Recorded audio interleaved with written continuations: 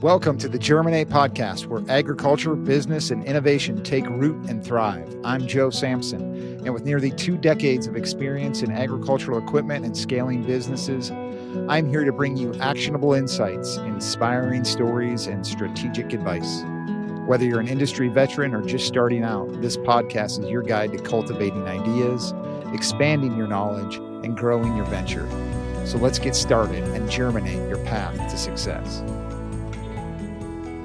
How many networking groups have you joined that meet a couple of times a year and fizzle out? I know a lot of us have. That is why we are creating the Momentum Networking Group. It's going to be led by myself and Mr. Jeremy Gredicke of Syngenta's digital strategy team. Our monthly virtual sessions are going to bring guest experts to help you grow and drive results to your company. Connect, learn, and build momentum together. That is the exact idea of the Momentum Networking Group. Sign up today at embosales.com/events. That's www.embosales.com/events. Hey folks, welcome back to the Germinate Podcast. Before we get started today, I want to thank some of the sponsors. I've been doing that here lately. So GBGI out of Chardon, Ohio. gbgiusa.com is the website. In fact, I think our guest today uses some GBGI parts. So, yeah, check them out if you're looking for all things planter parts, OEM hubs. Pete, Jamie, Mark over there in Chardon will take care of you.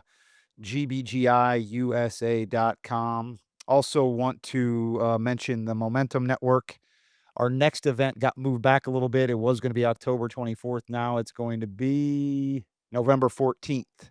We're going to talk all things branding and agriculture, building a brand, kind of owning your own brand. If you don't build your brand, then somebody's going to do it for you. So Natalie Korovic with the Disco Ag podcast is going to be on that as a guest. So we're excited about that, myself and Jeremy Gredicke. Okay, enough of me blabbing. We've got somebody in the fields today, folks, with us, a real farmer.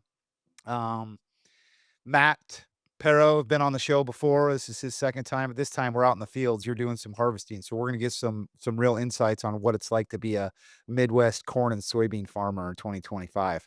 Matthew, welcome aboard. Thanks for having me back, Joe. Appreciate it. Appreciate the opportunity. Yeah, well, those that aren't watching the video, describe to everybody what you're doing right now, and those that are watching the video are going to see here kind of firsthand, but go ahead. Yeah, so we're out harvesting corn right now in Northeast Illinois. Harvest has been going on pretty much every single day since the third week of September. It's been one of those harvests. Some harvests seem like they're more of a marathon, kind of stretched out with some rain delays. We get a few breaks here and there. This hasn't been one of those harvests. We got going the third week of September, and it's pretty well been a sprint the entire time. I think we've had 2 days off. This last weekend we got a little shout of rain, but otherwise everybody's pretty well been going nonstop. It's been going good. We're very fortunate here where we're at to have a pretty good crop, which with prices where they're at today, really, we're really fortunate in that aspect. Yeah. So for those that don't know what it's like to be a farmer, you said you've had 2 days off in the last, whatever it's been, basically month. What's Correct. a day look like for you? So you walk us through a day here. My day starts maybe a little bit different than some others, whereas I'm fortunate enough to get to start by bringing my 2 little kids. I've got a 3 and a 5-year-old. I get to bring them to preschool and drop them off every day. So during harvest, they go there a little bit early. So I usually wake up, we drop them off shortly after 7:30. I get to the farm and we've got everything prepped from the night before. Fuel tanks loaded on the fuel truck. All of our supplies that we need to get the day going are already loaded up. We're out of the shed by 7:45. And at the combine, we service things up, fuel up, blow out air filters, and get running shortly after 8 o'clock usually. As soon as things are dry enough, the leaves of the corn aren't damp from the morning dew or frost, and we pretty well run. The goal is to run nonstop. Don't get out of the operator's seat. and keep the trucks moving until 7, 8, 9 o'clock at night. Yeah. Wow. And you and I were talking a little bit before this. We're very fortunate to have a fair amount of on-farm storage. So up until the very last few days here, we're not really at the mercy of the elevator or a shuttle or grain terminal, whatever you want to call it. We can pretty well just run until we don't want to run anymore. Sure. So we've got a full grain setup back at the farm, so that really helps us keep harvest moving along. But now we're bringing in some of the last stuff. We're out of capacity, so with the elevator or the grain terminal shuts down at 6 or 7 o'clock at night, our day pretty well ends about 7:30. And then we start getting ready for the next day again, and that just rinse and repeat for a month. Rinse and or repeat. more. Do it. Yep. Do it all over again. And, hopefully, like we were talking a little bit yesterday, and you were like, we had a couple of days of rain last week, and it was kind of a welcome rain because it gave you a little bit of a reprieve. You got a quick little day off, and so that helps, and then you're right back at it. So how much of this harvest are you completed with now? We're recording this on October 23rd. So where do you sit? We're probably, I would say we're 75, 80% done with harvest as a whole. We've got probably 3 or 4 days of corn left. And then we plant soft red winter wheat here where we're at. Not something that everybody does, but then, so we plant that in September, and then we harvest it the next July. And as soon as we get that wheat crop off the field, we're back in there with a planter and we plant soybeans. They call double crop soybeans.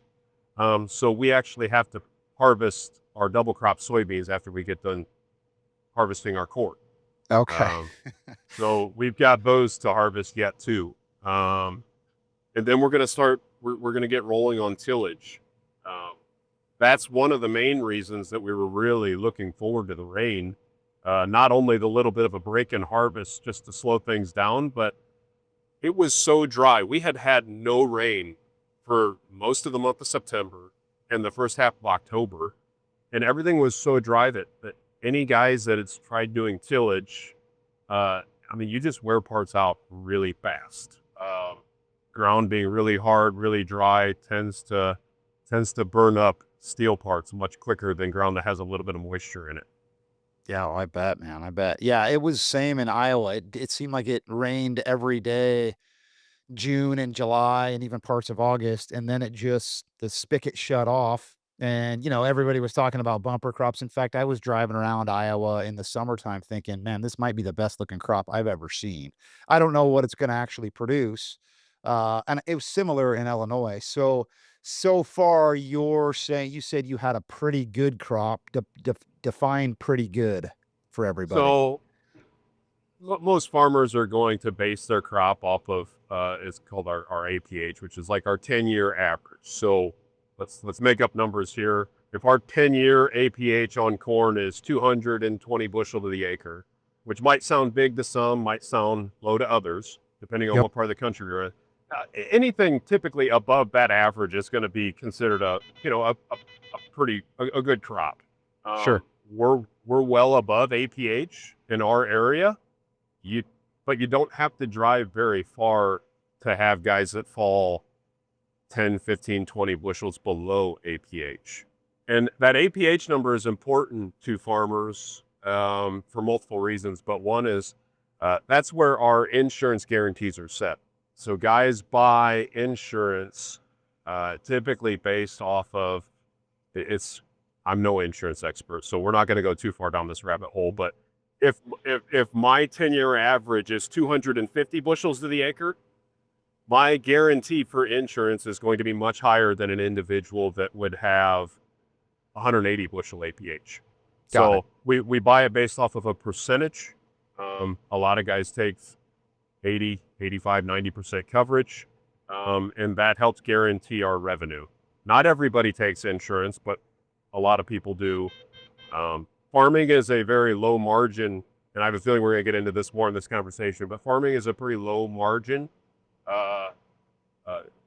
business, a career. I mean, we're a lot of times we're very asset heavy, but year to year the margins are pretty low. So unless you're taking that money that you were going to spend on insurance and putting that away for a rainy day, you're going to want to have some sort of protection so that way you can live the farm the next year. Yeah. So that's Yeah. why we utilize crop insurance heavily on our operation. Yeah. But we And won't be using it this year, fortunately. because you're not using it because you're going over your averages, basically. Exactly. Exactly. Same thing as car insurance. It's something you Yep. buy, but you hope that you never have to use.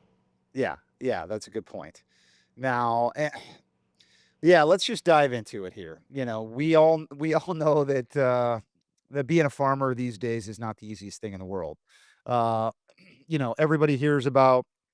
Well, I shouldn't say everybody hears about it. It seems like more people should hear about this, but the tariffs sort of had an unintended consequence with agriculture specifically, more or less due to the retaliatory tariffs with China. And so now China doesn't buy soybeans from the US, or they haven't. I shouldn't say they don't buy soybeans, but they don't not buy nearly the quantity. I think China is They haven't. 60%. Yeah, yeah, they haven't bought anything. No. And my stats are telling me, where did I see that? China is about 60% of the total soybean market. So when you lose that buying power, it takes a real toll on the grower for multiple reasons. And I'll let you tell everybody what those multiple reasons are. So go ahead. Sure. So, uh, no different than an industry, any industry. It's all supply and demand. So when we grow really good crops in the United States, which we've had several back-to-back good years of crops, we need we need consistent buyers to basically offload those crops onto. Now the China's our biggest soybean buyer by far, as you mentioned.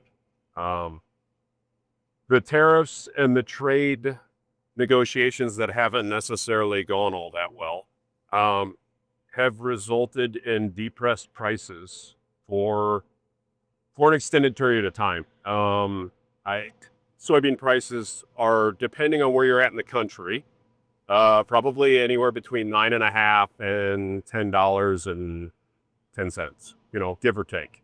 Yep. That varies based off of the basis, which again we're not going to get too far into that, but it's uh, a lot of it has to do with how far you are from the end user. Is what the realized cash price is that farmers actually get. Sure. So our cash price around here right now is right around $10.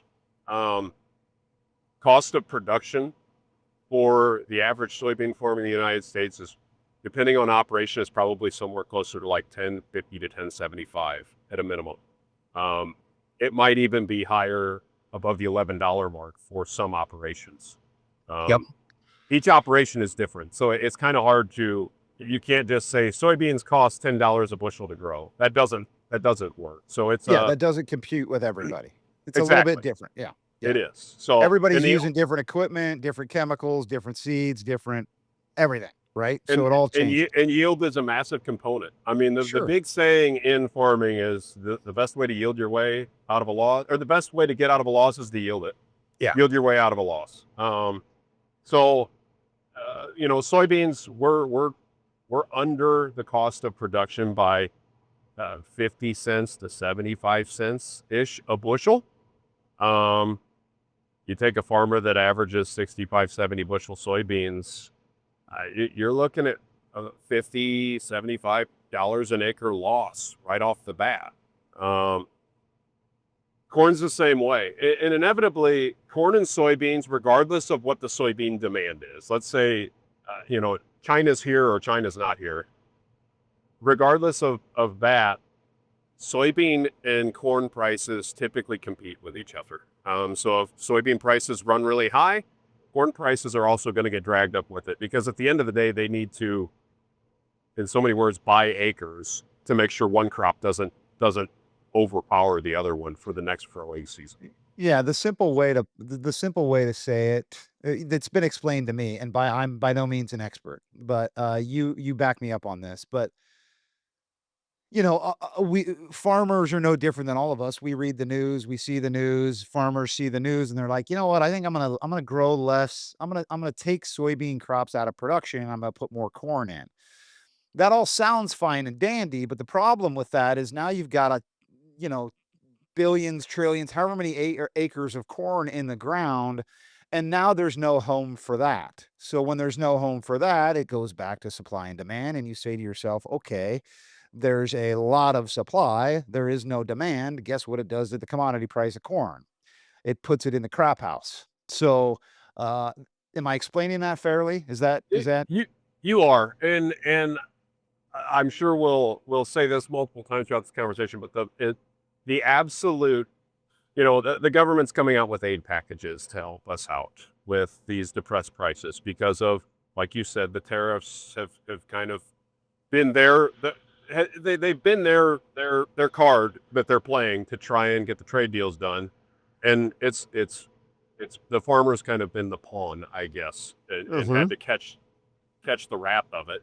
Um, so they're going to put together an aid package. It sounds like potentially when the government's not shut down anymore, which that's a whole nother conversation. But True, uh, true. we don't want aid packages. Like I don't think you would talk to any farmer that would say, yeah, I absolutely love the aid package they're putting together. Like that's what I look forward to every year. Not a chance. There is not a farmer that's going to say that. We want trade deals. We want consistent buyers for the product we're growing, and let supply and demand do what supply and demand should do. But don't intervene. Like let it work its way out. Um, that's that's what you're going to hear any farmer you talk to. So while while some people might look at the bailout that's coming, bailout might not be the right word, but the aid package that's coming, Yeah. um, that's going to help keep a lot of American farmers afloat, because there's a lot of guys, depending on, and it's different for everybody, but depending on how much owned land you have, what kind of a machinery lineup you're running, whether you're running a machinery lineup that's a little bit older, or you're running a lot of new machinery. I'm not going to judge anybody, but it's just uh, different operations. It costs more or less to grow the same crop, and there's some guys that are in depending on yields this year and their individual situation. There's some guys that they're going to have some tough conversations with loan officers and bankers this year that haven't had to have been had in a long time. Mhm. Um, there's rumors and there's conversations being mentioned about, some guys might not get an operating line of credit renewed for the same amount that they did last year, which corn is the most expensive crop to put in for us. Out of corn, soybeans, and wheat, corn is the most expensive by far. Why do you say that? Talk a little bit about what all it takes to put corn in the ground. So, in order to raise a corn crop, you're going to have to fertilize for it. Um, Phosphorus, potassium, nitrogen, NPK. Those are our big three nutrients that we have to grow a good corn crop. Um, Seed corn, the kernel, the seed itself that we buy is much more expensive on a per acre basis. Um, and then the rest of the program, the machinery, because of the volume of corn that you have to take off compared to other crops, it just costs more money Yeah. to grow a corn crop. Um, and that's continued to get more expensive every single year. I'll throw a stat at you here in a few minutes, but I don't want to leave this behind. So one thing that might happen this year, if I'm a farmer that's in a tough spot, when I go in to renew my operating note, which not every farmer has, but a lot of farmers do have, and that's basically the operating line of credit that gets us from one growing season to the next. Because I have to start buying inputs right now For next year. in order for next year's crop, Yep. in order to get decent discounts. So I'm having to front that money, and I haven't necessarily sold or price all of my grain yet from this fall. In the conversation that might have to be had, again, I'm just using examples, but I go sit back down with my lender, and I'm I owe them $1 million on an operating line. And keep in mind that operating line of credit, interest rates right now are 7-ish%, give or take. Yep. You know, a handful of years ago, those were 3%. So this massive line of credit, I'm paying more and more money, a higher interest rate to keep that every year. Inputs continue to rise, so it's costing me more and more. And now I have depressed grain prices, so if I didn't have a great yield, I might have lost a little bit of money. And I've got to go into the banker and say, hey, I need actually a little bit more than I needed last year because I want to grow another crop. And they're going to say, well, Matt, you haven't necessarily come good on the last operating note. How do I justify, what are you going to do to make it different? And I wouldn't be able to give them an honest solution at that point. Like I can't sell this corn for $5. There's no Joe Sampson, Embo Sales that's going to come in and say, yeah, Matt, I'll help you out. I'll give you $5 Right. for corn that's really worth $3.90. Right. It That would doesn't be work. that would be a dumb decision on the Doesn't work. buyer's So part. Yeah, exactly.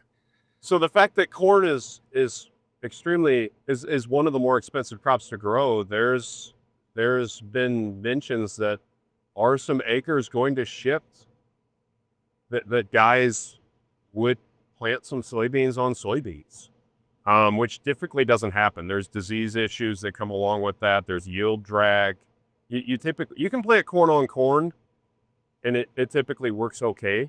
There's some issues that come along with it, but you can do that. But planting soybeans back-to-back years is not typically something that the Midwest farmer or the American farmer does on a large scale. And you're just saying that might happen because corn is, I mean, there's going to be they're going to be in the negative. There's going to be a delta from what they thought they were going to make to what they actually make. So because corn is so expensive to plant, let's just put soybeans in the ground next year because they're cheaper. The problem is the whole soybean talk. There's no home for those, but you know, what let's get into what choices what choice do you have? It's not like you can all of a sudden say, okay, I'm going to grow cucumbers and tomatoes next year. It's not how it works. No, not at all. Honestly, there's more not profitable crops right now. Rice is a big one. I'm not a rice expert, but I've definitely heard that is rice and cotton are not necessarily an overly profitable thing. And honestly, those are not crops that are grown everywhere. Corn and soybeans are grown from southern Canada all the way down through the Delta, and everywhere in between. Some areas are more, are more apt to grow better yields than others, but they're grown in a wide area. For farmers in the Midwest, at the end of the day, if you're going to diversify, you've got to make sure you've got a market. Otherwise, what did you really do? You didn't. Like I told you before we were on the phone here, or before we were on the call, we're hauling to the terminal now, and there's lines there sometimes, and we're only going 5 miles. Like, we're very fortunate in this area to have a lot of outlets. Let's say I did grow some abstract crop, and I had to drive 80, 90, 100 miles. Right, Well, right. what am I going to do with that as I'm harvesting it in the meantime? Like, I'm going to need infrastructure. I'm going to need handling equipment to be able to do that. And that's assuming that my climate even supports whatever crop I'm growing. So, yeah, for your average, corn, soybean, and wheat farmer, they can mix up their crop rotations a little bit, but you're not going to get too far outside of the norm. And that's one thing we've never necessarily chased acres. And by that, I mean, we typically don't shift our crop rotation much year to year. It just seems like markets are volatile and they're cyclical. You go chasing one thing and you're going to wish you would have had the other crop by the end of the year because we don't know what's going to happen. Maybe Russia is going to have extremely bad weather and their wheat crop is going to be awful. Russia is one of the largest, if not the largest, wheat producer in the world. If they have weather issues and they have a bad wheat crop, guess what happens to wheat prices? It goes up. Exactly. So, and if I would have went heavy a different crop, it's like, well, crap. I should have stuck with my program. So our operation, we've been around. I'm the fourth generation. We've kind of stayed status quo in terms of we don't plant heavy corn just because we think one thing. We don't plant heavy beans because we think of another thing. We kind of stick to our rotation, and I'm not going to tell you that that's the recipe for success, but it helps with the consistency of things. Yeah, it works for you. It's sort of like those that play around with the stock market. Hey, folks, let's pause the podcast for a second to talk about one of the companies making the Germinate podcast possible. Want to give a huge thanks to GBGI. Here's Mark Adams. Thanks, Joe. At our shop in Chardon, Ohio, every part we build is made with precision. From the CNC machining to the final inspection, we don't rush because we know your customers can't afford failure. If you're a dealer or OEM who wants reliability built in, give us a look. GBGI, built to spec, built to last. Learn more at gbgiusa.com. GBGI, grow with us. Yeah, we hear the stories about so and so, struck a pot of gold and was very successful, and then you hear stories of the exact opposite. Whereas the majority of us just leave it alone, let it do its thing. It's going to go up some years, it's going to go down some years, but for Exactly. the most part, you're gonna play the long game here. Exactly. This particular maybe ag cycle, at least in and I've been in this business, as you know, a long time, 20 some years. It feels different to me, and it feels different for a variety of reasons. But I would say the number one reason is there is this emergent uh, agriculture sector in South America, namely Brazil. They are becoming a very huge producer of corn and soybeans, specifically soybeans. And they've been building infrastructure. China's been building infrastructure with them for the course of the last, what, 5, 6, 7, 8 years, so sort of right under our noses. We've sort of, we've let it happen. People talk about it. It's sort of on the third page of the news, but nobody really paid attention to it until now when it's like, pardon my French here, but oh shit, it's a little bit late. It's there, it's in front of us, and I keep reading stories how they're changing more and more non-acreable land into tillable land to be able to produce even more. We're talking millions and millions of hectares of fields being prepared to farm specifically corn and soybeans. That to me feels different. And I don't know if I'm just being pessimistic here, but what's your thoughts there? How much do you pay attention to that? Oh, I mean, a ton. I mean, Yeah. it's changed the way we have to market grain. Um, the seasonals, which would have been when the grain prices would have normally been highest for us, have started to shift, and they've shifted in a big way. It used to be that the early summer months, right after planting, that was when there was most risk in the game for the market. The American producer had just planted 90 million acres of corn and 85 million acres of beans, whatever the number is. Those always move around.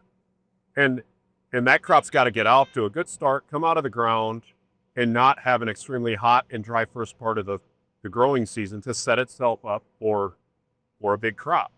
And when the U.S. was just the one massive producer of those crops, corn and soybeans, weather volatility in June and July was extremely important.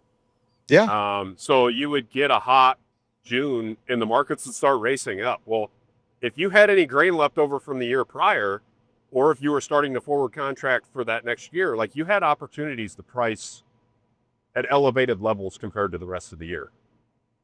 Now those times have kind of shifted a little bit because at that point, South America is harvesting their safrinha crop, which is their second corn crop. Honestly, their bean crop is coming online in January, so there's a glut of soybeans all the way through the springtime. So what we've found in the last few years, and about the time you think this is how it's going to work, it'll flip back the other direction. But the first few months of the year, the January, February, March timeframe has tended to have been a little bit better for pricing opportunities for us. So that was a long answer to your question, Joe. All farmers, most farmers, are pretty aware of what's going on in South America, and keeping tabs on the weather situation. As they become a bigger player, they're feeding a lot more of that market than what they used to 10 years ago. So it affects us. And I will tell you one other thing that hasn't been mentioned, and not to go back into politics again, but the administration kind of made a pretty big mistake. They did this. Have you heard anything about this currency swap with Argentina? No. Okay, so they're trying to help Argentina out, and you guys will have to do. I'm again not an expert on this, but we basically lined up this $20 billion deal. I think it was $20 billion to help out Argentina to help stabilize their economy. And within a couple of days of doing that, Argentina dropped their export taxes or export tariffs on their soybeans. This happened in the last month. They dropped their export taxes or tariffs on soybeans. China came in and bought a pile of soybeans from them. So Of course. the American farmer was licking their chops, basically thinking, okay, China's almost running out of beans. Right. The Brazilian market isn't going to come online in a big way until January, February. Even though our administration is fighting back and forth with them, they're going to run out of beans, and they're going to have to come in and buy something from the American farmer to get by. Like, China's not going to run themselves low on reserves and run themselves low on soybeans. And about the time we thought that was supposed to happen, the U.S. announces this aid package that they're going to help out Argentina, and they didn't even see this coming. But basically, and there was some text that got leaked and stuff like that. If you Google it, you'll find more than you probably. It'll make you just shake your head. But Yeah. about the time they did that, Argentina basically slid in and sold a ridiculous amount of soybeans, which helped stabilize their economy. Basically, they opened up this floodgate and said, okay, once we reach a certain dollar amount of sales, we'll close it again. Well, they reached it in like 24 hours. They sold them all to China, like containers after, ship after ship of soybeans to China. So that pretty well slammed the lid on any hopes we had of China coming in and buying from us. So again, that's kind of held prices depressed for the last month when we needed to be selling them out of the field, or selling our overrun out of the field. Well, and that's what's sort of annoying to me, really, since the start of the Trump presidency. The whole MAGA movement. I think core principle number one on the MAGA movement. I mean, obviously, it stands for Make America Great Again, but the core principle is America first, right? And Trump's been saying that for 10 years, ever since he came down the elevator or the escalator there in the hotel. He's been saying America first, which which of course that's what all of us want. Now, what does that actually mean? We can discuss. That's a different conversation. But it seems like since January, and I don't want to get controversial here, but it does seem like since January we've done everything but America first as far as the focus and attention. I mean, how much more can we talk about what's going on in Israel? How much more can we talk about what's happening in Iraq? How much more can we talk about what's going on in Russia and Ukraine? It's like, I get it. Maybe that affects America and our infrastructure, but all the while, all this other stuff is happening, and now all of a sudden, not only is the U.S. farmer struggling, and there's this level of uncertainty, and there's so much infrastructure built around this farm economy that not all of us are talking about either. And maybe you can get into that a little bit as well, because you're a farmer first, but you're also a business person, and you work in agribusiness as well. So talk about what the effects are on all this, not just as the grower, but as the agribusiness, the ag tech, the supplier in agriculture, the OEM in agriculture, and then on down the road to the U.S. family dinner, on the kitchen table. Sure. So the thing with all of these, packages, these aid packages, inevitably they end up trickling through the farmer to the suppliers. And so the suppliers want the farmer to be profitable. They want things to be going well for the farmer. The equipment industry, the fertilizer and seed industry, they the only way they continue to see growth to their bottom line and to introduce new technology and to continue to prosper and keep up with the stock market and those companies' growth trajectory is to continue to make more money off of the farmer, and that drives up inputs. And it's kind of this revolving door that the farmer gets stuck in of how do we slow down how expensive everything is getting. So right now the economy as a whole is struggling. Equipment, I mean, I don't know for sure what numbers are, but I've heard anywhere between 20 to 40% off on new machinery sales or more from the big OEMs. That hurts. I mean, you've got to believe that hurts their bottom line. That hurts them being able to keep factories open, to keep employees in place, which all of this kind of all leads back to your conversation of the family sitting around the kitchen table. Yeah. All of the prices continue, the inflation continues to get everybody.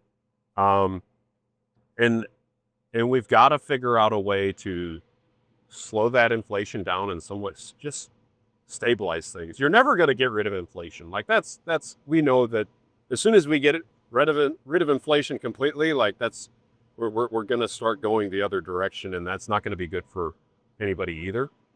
But it would be nice to see it slow down a little bit because it's been racing pretty rapidly since 2020 has gotten really out of hand. National Corn Growers Association, they put out something. It used to cost the farmer from like 2007 to 2020 was like $3.94 a bushel to grow a bushel of corn. Yep. 2020 to 2026, $5.04, I think. It's almost $1.11 higher in the last 5 years. Wow. And you might say, well, how does that really? I mean, you asked me to talk about, everybody else's suppliers and manufacturers. All of that is a result of the suppliers. Equipment's gotten extremely expensive. Seeds gotten extremely expensive. Fertilizer is almost at an all-time high for phosphorus right now. It's all of that stuff has just continued to go up almost without. It's almost out of control. I mean, it's at the rate it's climbing. If you were to say, it's 2025 now, in 2050, if it keeps climbing at this rate, like I don't know how that works because it's not going to work with $3.90 corn. Well, it's funny. I was at the you and I were both at the Farm Progress show in Decatur this past whatever it was, August. And one of my most favorite things to do at farm shows is grab a sandwich and go sit at the public tables and just have a conversation, typically with a farmer. And every conversation I had this year with guys and gals was, "Damn, this equipment this equipment is awesome, but it's unattainable to me. It's way too expensive. There's no way I can afford this. In fact, 80% of the farm market can't afford this. I don't know who they're advertising this equipment to, but it's not me. I mean, it's cool and nice, but it's sort of like, me going out and buying a private jet tomorrow. I'd love to have one, but it's not in the budget. And I'd probably go to a show and check out all the cool private jets, but it doesn't work for me. And I don't know, yeah, you're right. That's not sustainable where it's at right now. And then you couple that with some of the technology, which is also very cool right now. I mean, there's some really neat things going on in ag. For The sure. problem with it is it can be expensive and it can also be very complicated. And farmers right now, I think are looking, you tell me, but I think they're looking for something that works, keeps them going, and it's sort of simple, and still efficient. It's sort of like my pickup truck these days. I have 15 buttons on the thing that I'll never use. They're there that somebody paid for, and it was probably each one of them You cost paid for it. Yeah, I paid paid for for it. it. Each one of them costs $600. Yeah. But I never use it. But there are certain things on it that I do enjoy and like. And, so is that the mentality sort of the farmer? Is that a true mentality? I mean, I know it's not, I can't lump every farmer into one category. I'm not trying to do that, but what's your take on it? It is. I mean, at this point, let's say we're in survival mode, might be a little bit extreme for all farmers. But like I said, there's conversations that are going to be had this year that are going to be like, okay, you spent X dollars to grow 1,000 or 2,000 acres of crops this year, and you didn't come good on your operating note. Well, what are you going to do to change this next year so that way you come closer to making money? And at this point, like the only thing you can trim is machinery.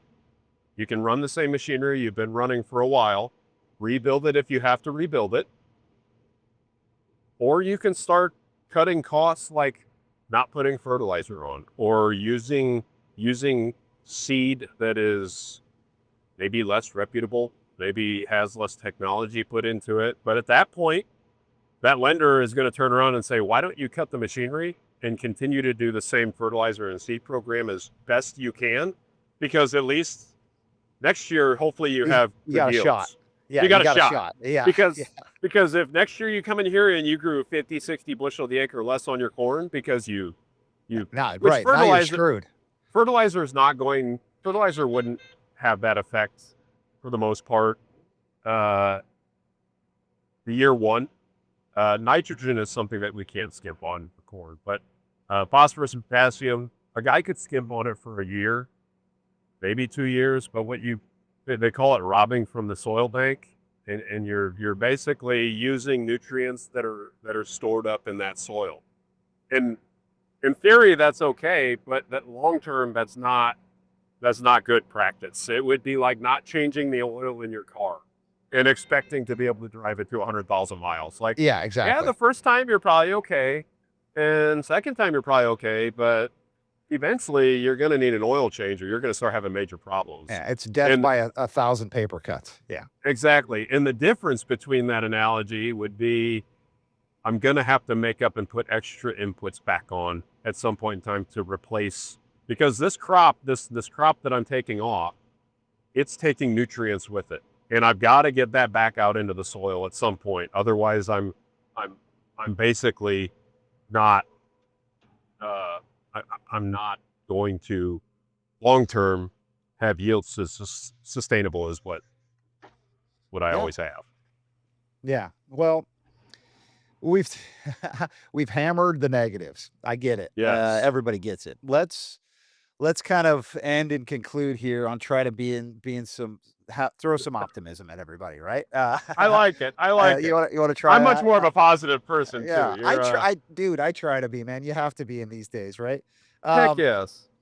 So I am talking, I think I told you this, but I'm talking with a guy from the Soybean Association here, actually today, later this afternoon. We're going to record a podcast. I'm excited about it. He is, he'll be much more knowledgeable on some of this stuff than I will. Right? He's going to, your knowledge is up here. Mine is like way down here, and he's probably, somewhere, who knows where. But either way, we'll see if I can hold fort. But,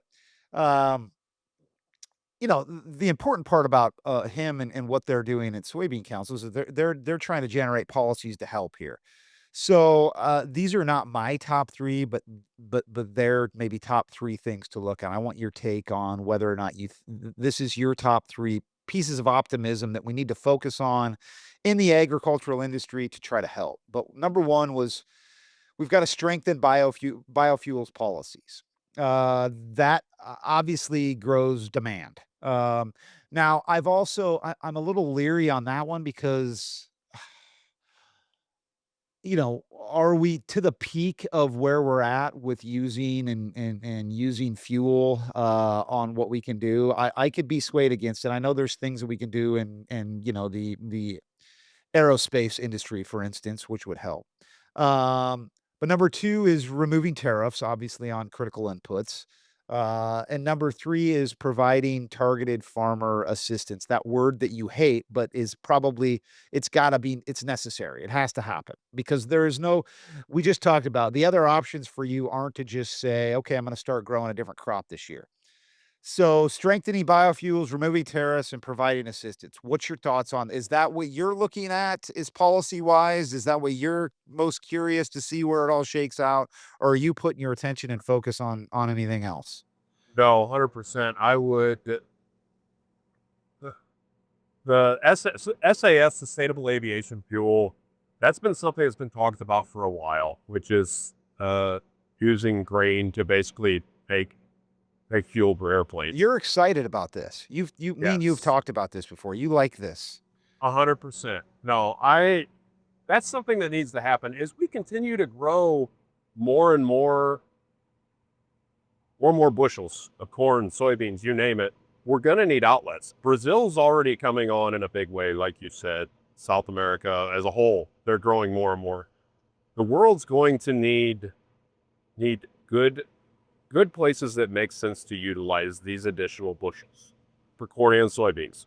And if we can figure out better ways to turn that into fuel and not have to utilize oil resources, things like that are maybe not as good for the environment, why not? Like, so that's important. Like, I agree 100%. Like, that's an important thing.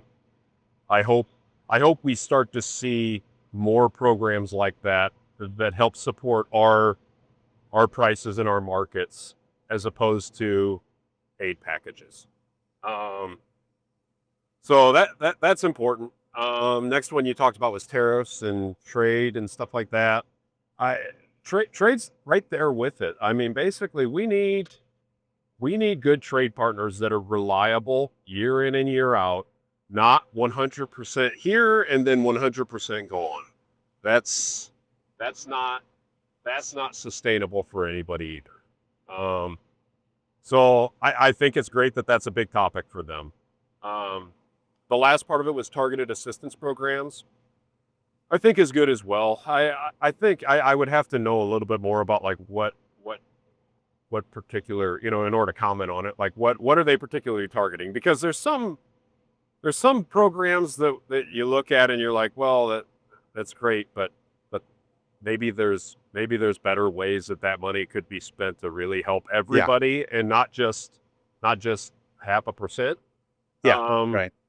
But I'm not going to put down any of those programs without actually knowing, what he's speaking to. So, but yes, targeted assistance programs are good.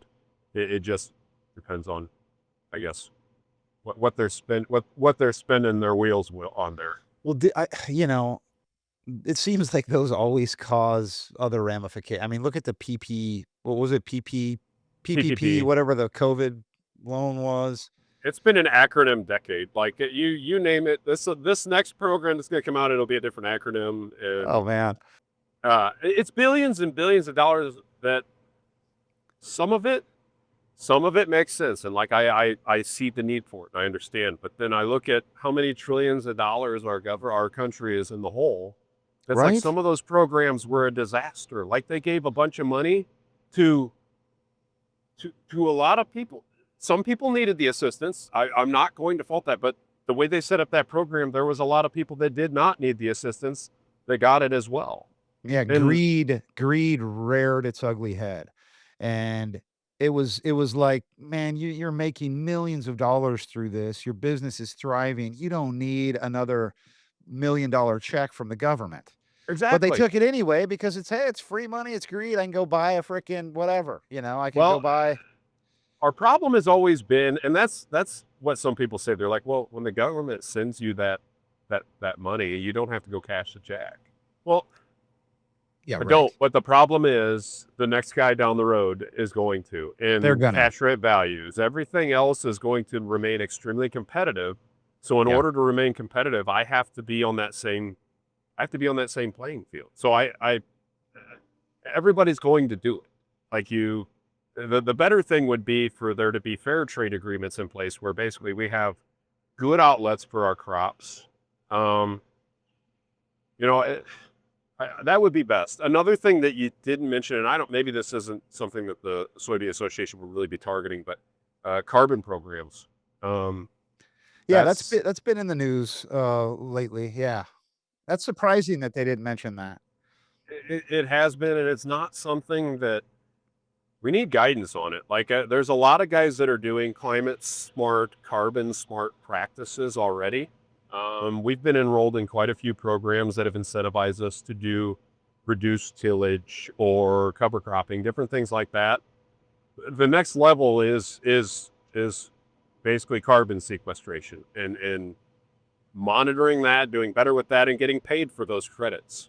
And there's some countries that are doing a good job. I think Europe is doing a pretty good job with that already. But we just have no guidance on it yet here, or no programs really set up. So that's something I'd love to see. And I don't know if Soybean Association is even one that would even be looking at that, but that's the type of stuff that I'd love to see them spend time and money on. Yeah. Moving forward. Yeah, I'll ask them that. That's a good point. They didn't bring that up, but I'll ask them those questions. So stay tuned to that podcast, and we'll go from there. But folks, you could kind of see how we just need to hear more from the guy sitting in Matt's seat. And it's a beautiful picture, man. This whole video I've been watching, just it's America at its finest. I want to start singing a Toby Keith song or something. Oh, It's gee. I haven't spilled any corn though, right? Have you guys been watching? yeah, exactly. But it's a beautiful thing, man, and you're out there doing it. And you and I have formed a friendship. I'll start with this. We first collaborated, then we formed a partnership, and now we formed a friendship over the course of the last 15, 20 years that we've known each other. And we're gonna try to parlay that into providing as much purpose and assistance to as many people in agribusiness as possible. So you and I are not done working with each other. And in fact, everybody needs to stay tuned for what Matt and I have in store.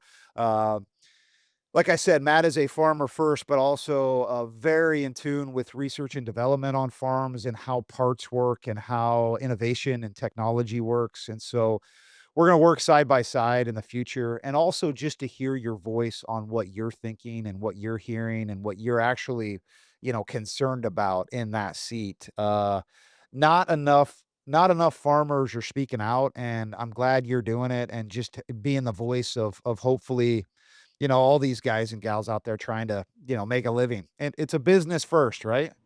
Exactly. We've got to make money over the course of time to continue to do it the next year for sure.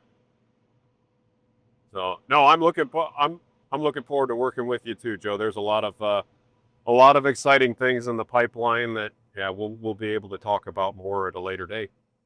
Yeah, it's gonna be fun, man, and that's the beauty of what we're doing now, is that we can, we know each other's purpose, and we're gonna work together to kind of create that drive and vision for everybody else, and exciting stuff in store. So you're the man. I appreciate you taking time out of your harvest there to do this. Keep me posted on how everything's going, by the way. And uh, yeah, with that said, I can't thank you enough. I'm grateful, man. That sounds great. I appreciate the opportunity to talk, Joe. Always good. Reach driven leaders with the Germinate Podcast. Sponsor our show to align your brand with actionable insights and purposeful growth. Contact us today at embosales.com/podcast. That's www.embosales.com/podcast to partner and inspire our growing audience of professionals. Hey folks, thanks for tuning into the Germinate Podcast. If you found value in today's episode, be sure to subscribe, leave a review, and share it with others in the industry. And join me next time as we continue to explore the innovations and strategies shaping the future of agriculture and business. Until then, keep growing, keep innovating, and keep germinating your success.